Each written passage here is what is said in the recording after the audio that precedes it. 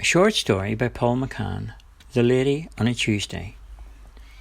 Each Tuesday they met on a train. She always wore the same red dress and the same black high-heeled shoes.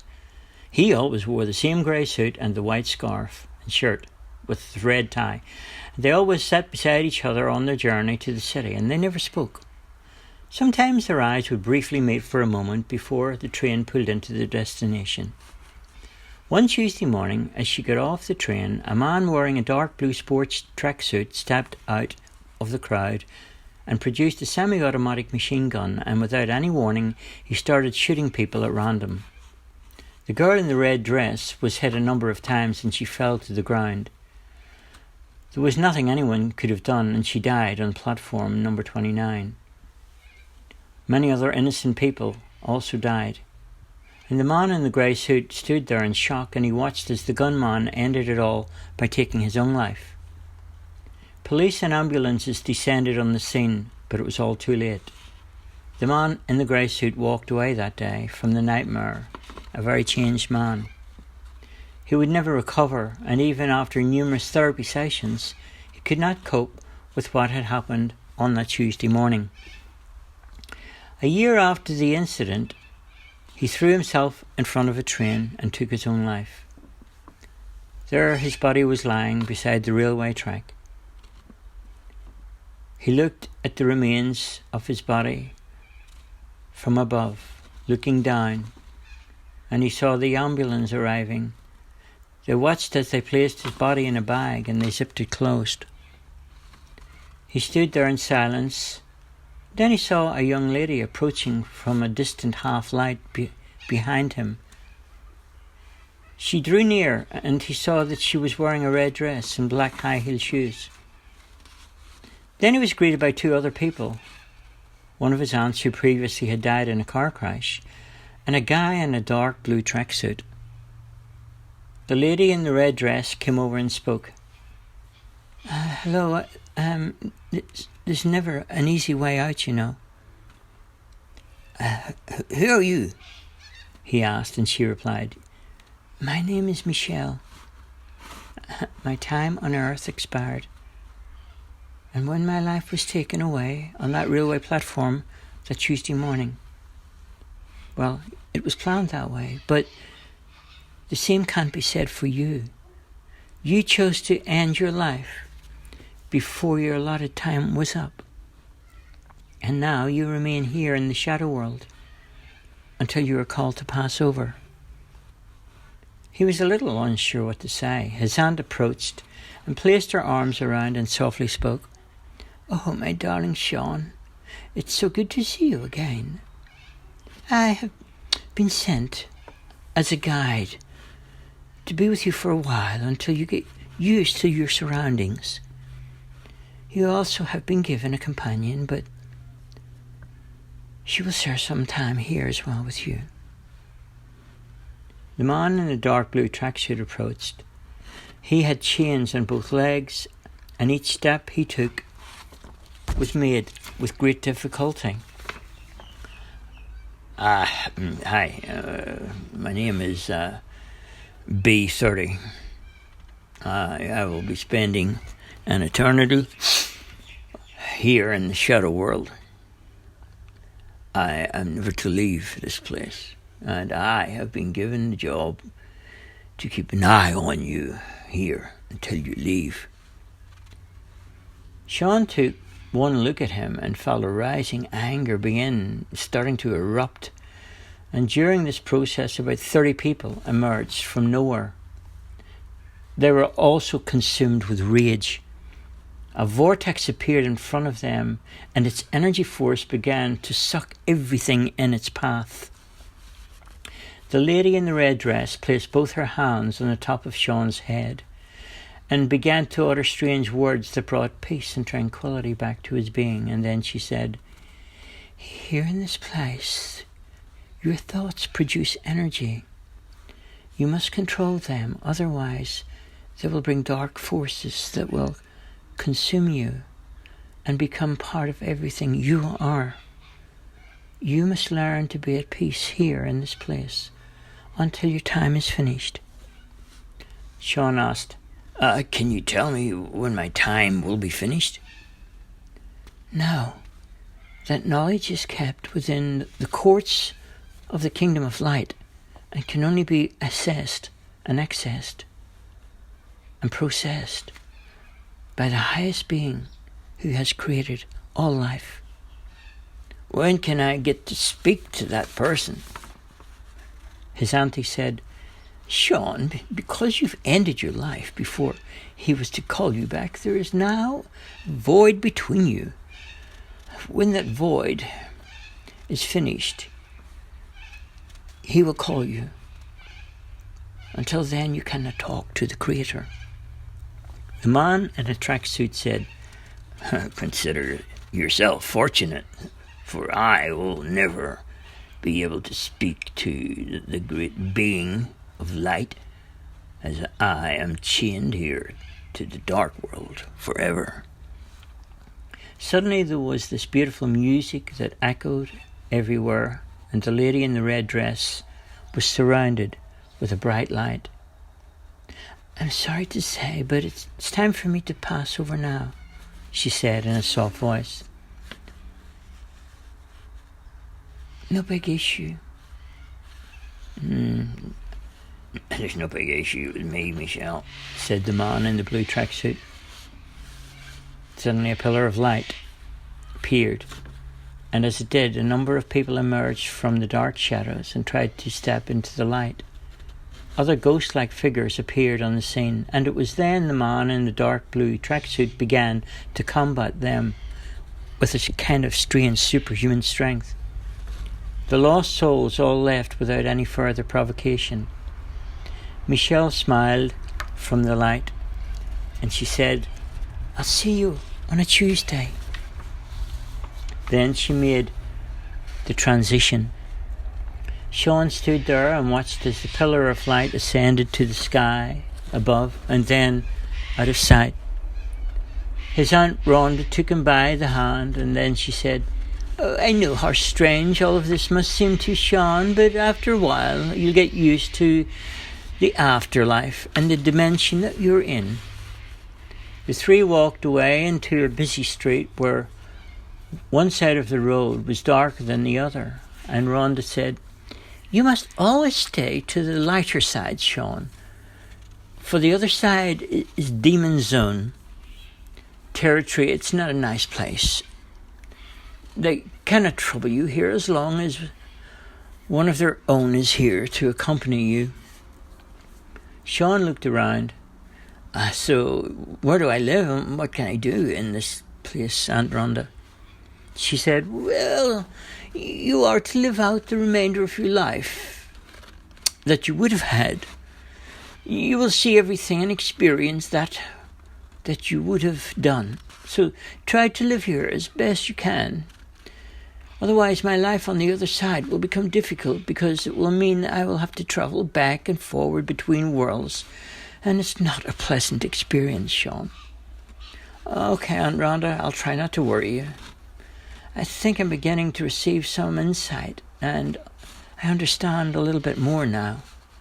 She replied, Oh, that's good. To assist you while you are here, you're being allowed some insight of what you have to do. So nothing has really changed then? Sean said, and she replied, Correct. Your job is the same, your flat is the same. Even the friends you had are there with you. The only difference is they can't see you or talk to you, even though you can see and talk to them. What about the train trip? Said the man in the blue tracksuit. I don't think so, said Sean, but his Aunt Rhonda replied, It's not up to you in this world. The entity that you have to protect you is a kind of in charge of things person. So you'll have to trust him in this world. Oh, that's not going to be a nice experience for me, Aunt. The man in the tracksuit lit up a cigarette, and he stood by his Aunt Rhonda there and said goodbye to Sean.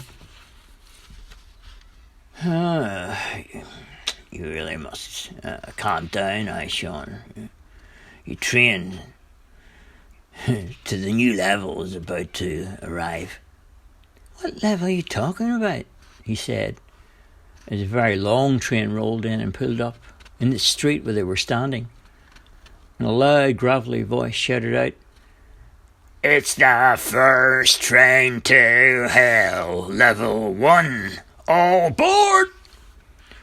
Sean started to panic, and as he did, dark forces gathered around, but again they were driven away by the man in the blue tracksuit, who said, "Hell for you is a place of anxiety and grief.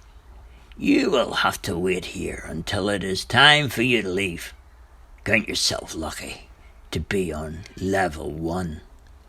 There are many levels to hell. The higher you go, the worse they become. Some, like me, will have to live here forever." Sean fell on his knees and screamed out, "Oh, dear God, help me, please forgive me. I don't want to be here." As he did that, hundreds of other lost souls echoed out the same words. "Dear God, help me, please forgive me. I don't want to be here." The thing is, Sean, nobody wants to be here, and God hears no one in this place. So get used to it, and things will get better. As the train opened up its doors, Sean got in, but the man in the blue tracksuit stayed where he was, and Sean said, "Aren't you getting on?" "Nah, you're on your own now. I'll be there when you need me." Sean watched as the train closed its doors and proceeded on to its destination on level 1. When the train pulled into the platform, Sean got out, and it was the same platform and the same Tuesday back when it all had gone terribly wrong. And he watched Michelle get off the train, and he saw the gunman, and he looked on as the incident occurred all over again. Then, after it all happened, he knew what he had to do, and so he walked off to the office where he worked, and he took the place at the desk where he always sat, and he did the same work that he always did. He argued with the same people, and he worked with the same people, but they never saw him or they never heard him. He ate lunch with the people who never saw him, and he even had to listen to the horrible music that they piped through the building where he worked every day.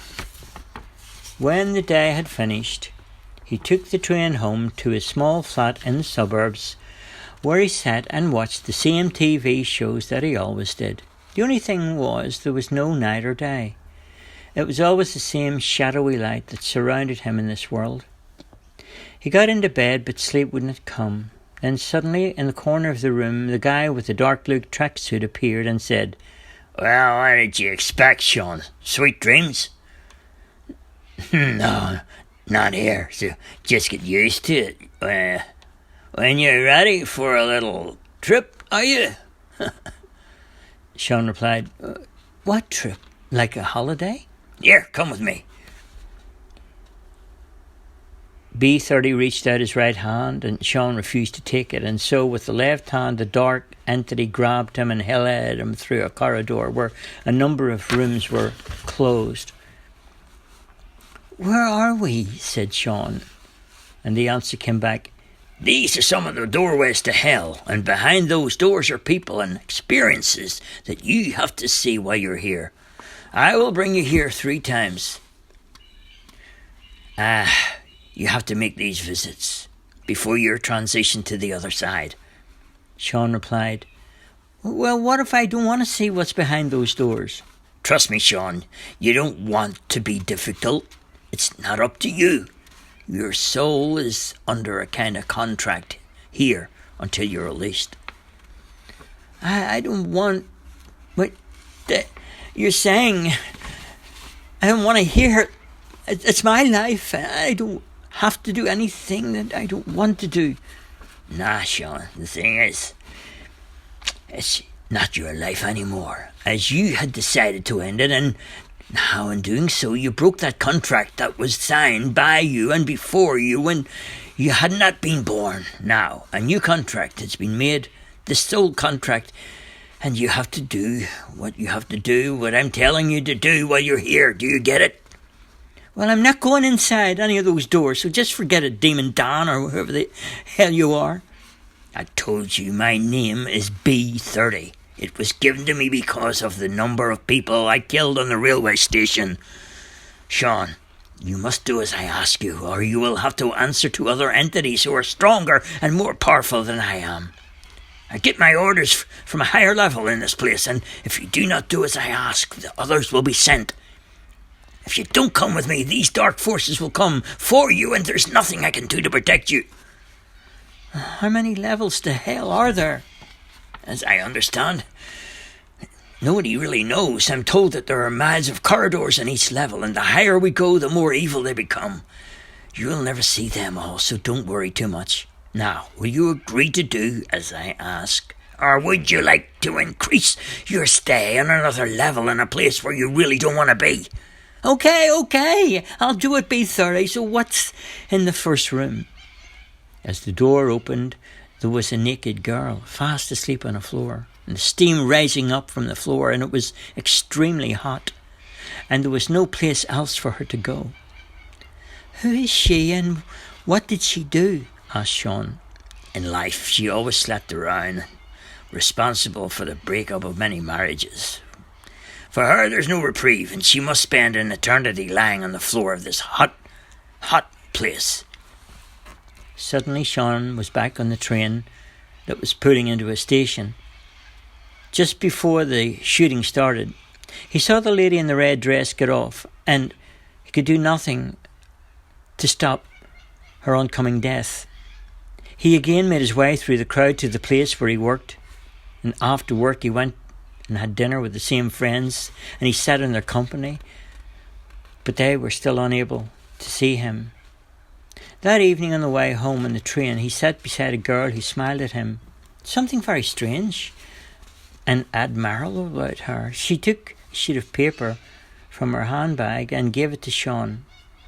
B30 suddenly made an appearance and said, Sean, it's time for you to go. The contract on your soul is renewed. The train pulled into a stop, and everyone began to get off. Sean looked at B30 and tried to touch his hand, but he was unable to. All he could do was watch as B30 was taken away by a number of dark shadows. He stood there for a while and saw commuters from all walks of life. The platform resembled a league of nations with people from every walk of life. And there were many cultures wearing different clothes. He stood quietly and watched the passers-by. Until then he saw his Aunt Rhonda by his side. Come, Sean, it is the morning of a new day. She took him by the hand, and they walked halfway along the platform to a tunnel of light where another train arrived. They both got on a train, and Sean took a window seat beside his Aunt Rhonda. She smiled and said, Michelle has been asking how you are. So where are we now? Said Sean. Sean, if you had not stepped in front of a train, you would have only lived a short time afterwards. You were supposed to have had a heart attack at work in front of your boss, who, as you're aware, worked you too hard anyway. It doesn't matter.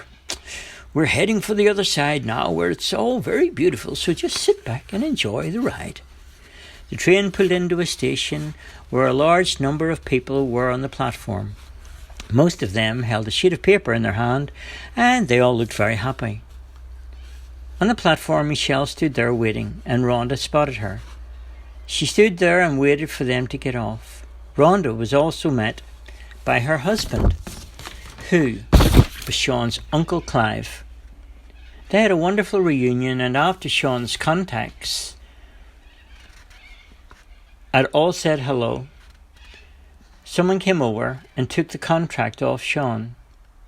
There was a short court appearance before they were allowed to continue their journey. Michelle joined Sean and his relations where they waited until suddenly a beautiful horse and a carriage arrived to bring them all to another part of their journey through a world where there was no pain or no sadness or no worry. Everyone was so happy, and they all laughed, and everyone seemed young and so healthy. As time passed, Michelle told Sean about life and eternity and her own experience so far. "Oh, Sean, you'll love it here. There's so many things to see and do all the time.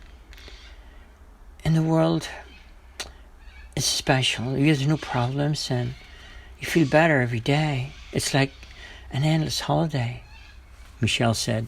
Rhonda cut in and she said, "Oh, come on, Michelle, you must give him time to get settled."